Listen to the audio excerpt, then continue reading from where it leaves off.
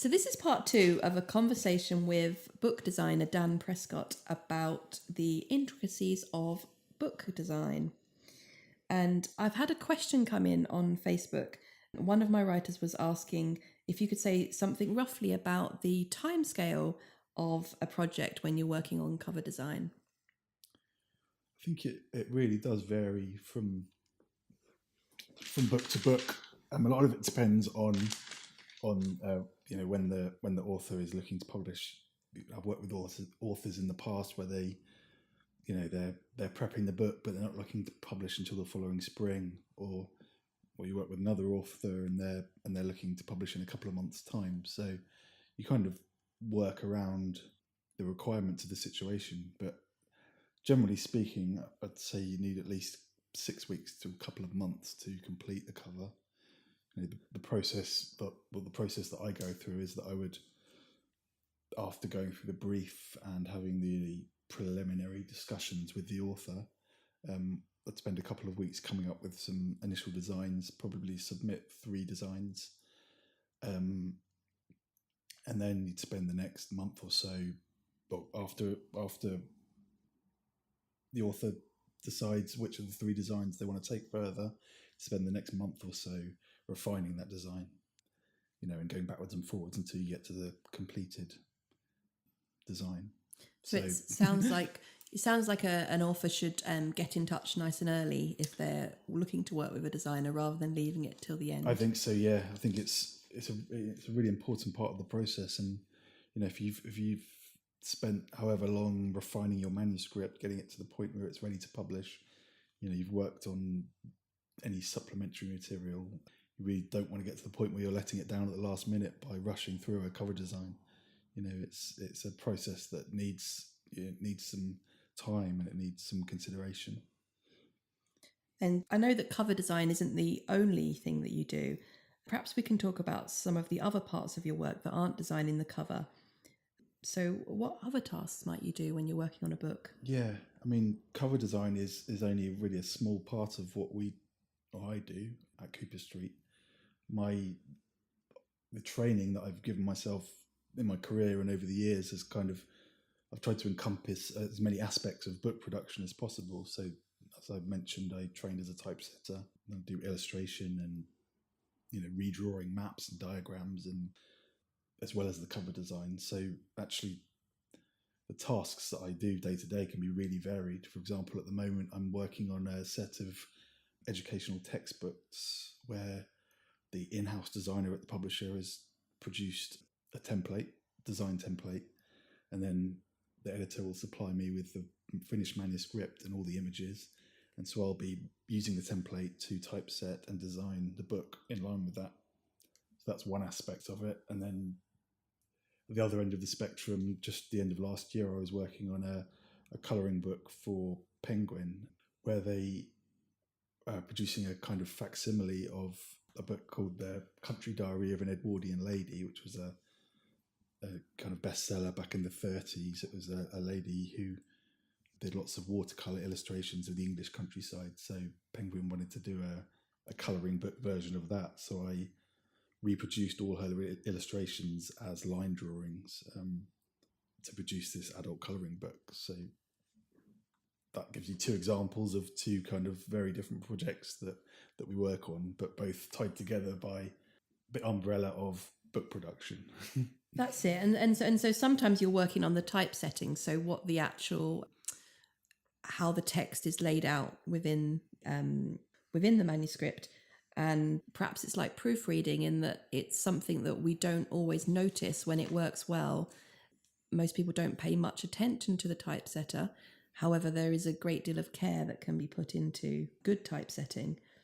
And there can be quite a lot of forethought that goes into that, and research. So can you give some examples where the typesetting impacts on the final product?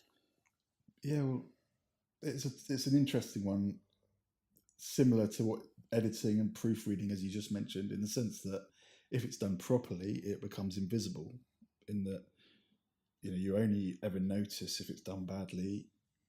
You only ever notice it if it's done badly.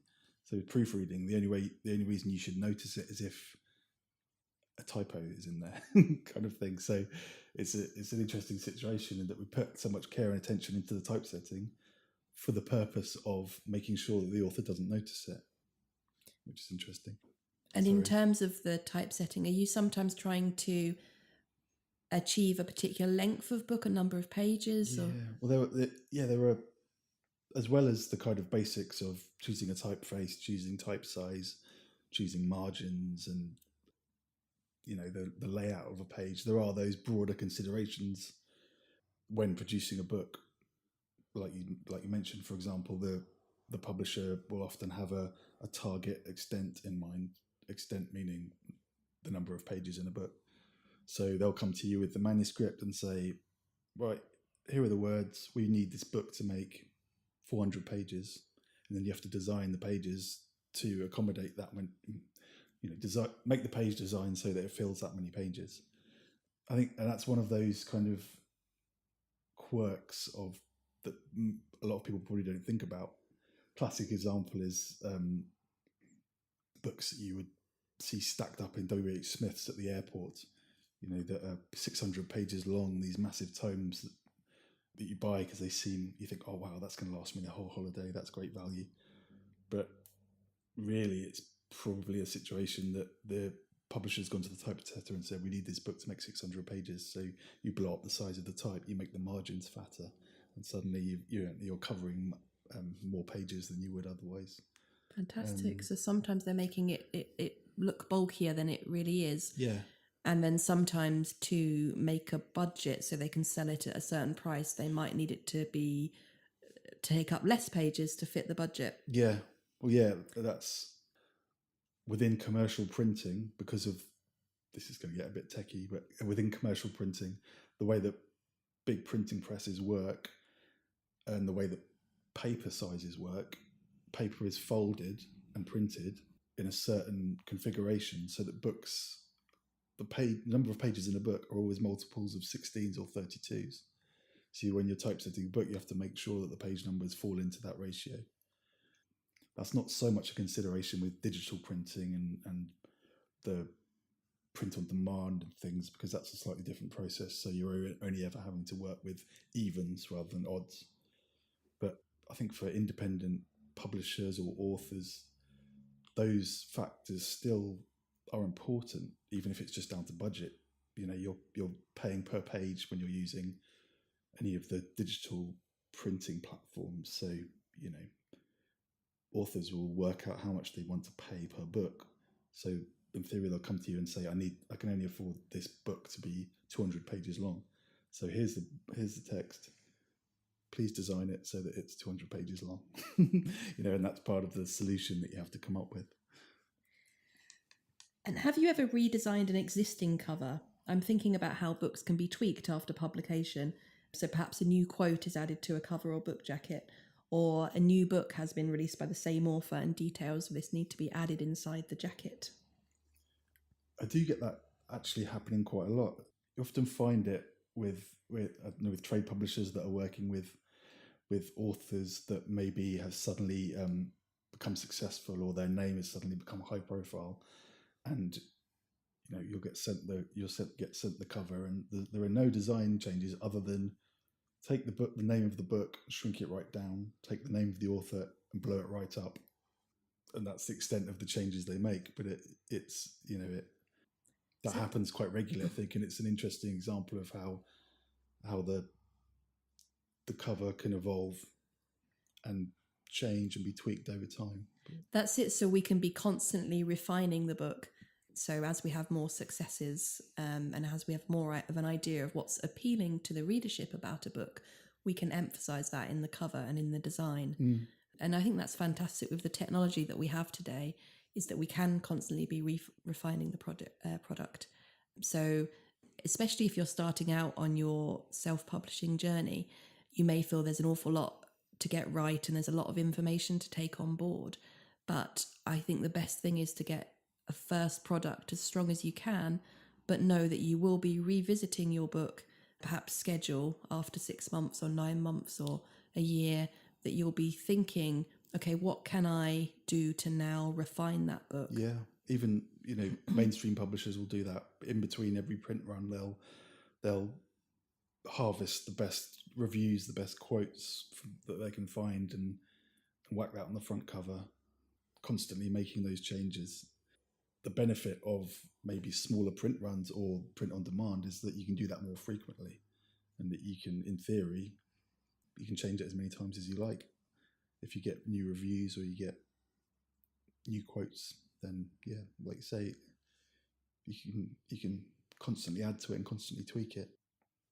And I suppose the great thing is that a publishing house has been learning and refining their knowledge over many years, and I mean, you can do that too over your career as an author. Always be learning and always be improving your product.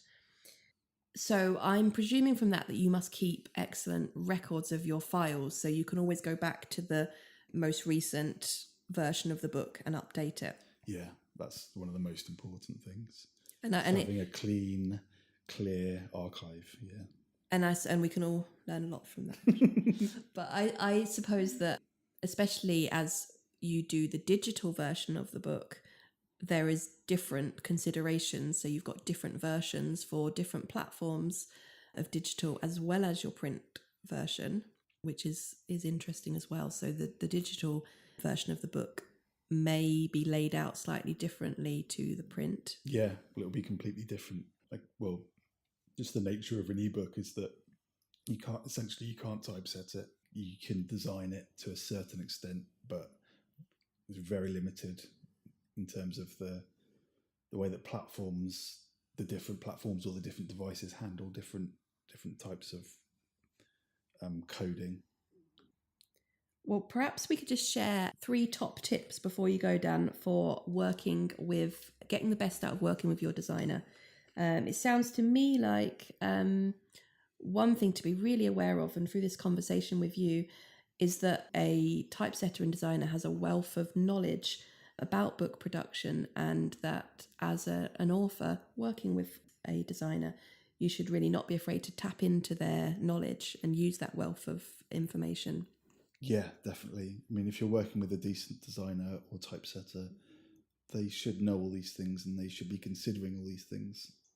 So make sure you ask as many questions as you want to or as you need to. Make sure you, as you say, use their expertise and gain as much knowledge as you can from them.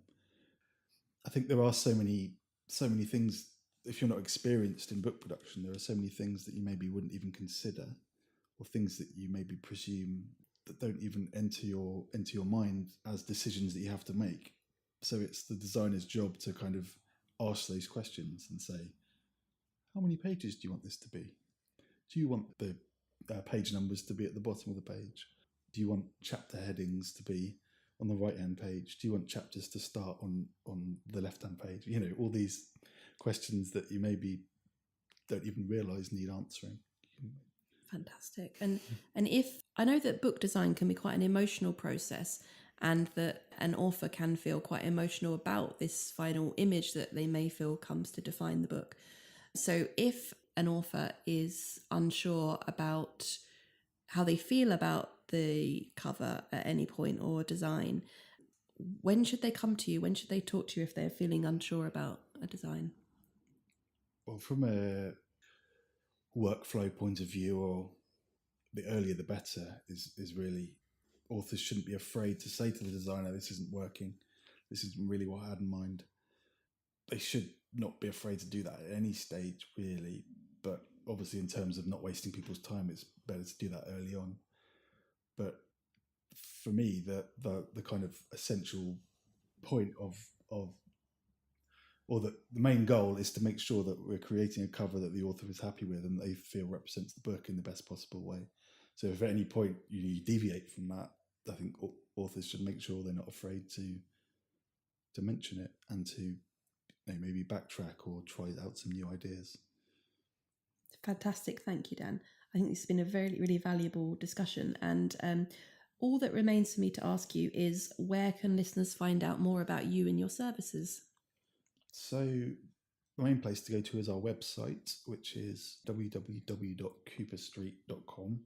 That's Cooper spelt with a U, just to make it super difficult, so it's COUPER street.com.